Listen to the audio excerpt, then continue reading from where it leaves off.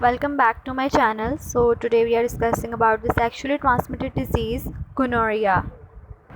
So gonorrhea is a sexually transmitted disease caused by bacterium Neisseria gonorrhea that can affect both men and women, mainly affect genitals, rectum and throat. Laboratory diagnosis: gram stain of urethral smear or cervical swab showing gram-negative intracellular diplococci.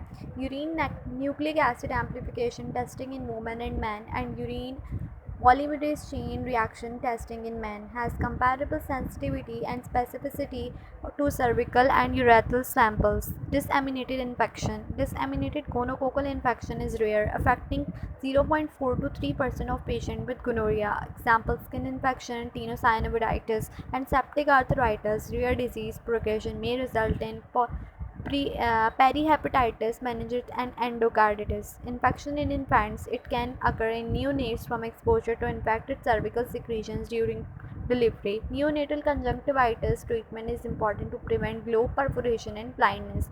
Arthritis, pharyngitis, and rhinitis, rarely pneumonia, vaginitis, and urethritis, localized scalp infection and abscesses, sepsis, and meningitis.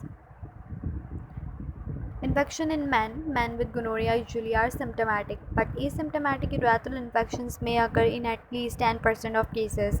Symptoms typically appear 2 to 5% after infection, 2 to 5 days after infection, but may take as long as 30 days to appear. Common signs and symptoms include dysuria, purulent penile discharge, unilateral epididymis without discharge also may be present.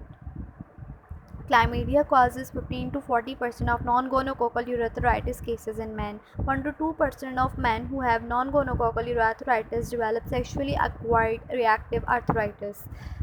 Infection in women. More than 95% of women with gonorrhea have no symptoms. If symptoms occur, they are usually mild and may mimic acute cystitis or vagina. Most common manifestation is cervicitis, which usually occurs after exposure. 10 to 20% of women with cervical gonorrhea also have a pharyngeal infection.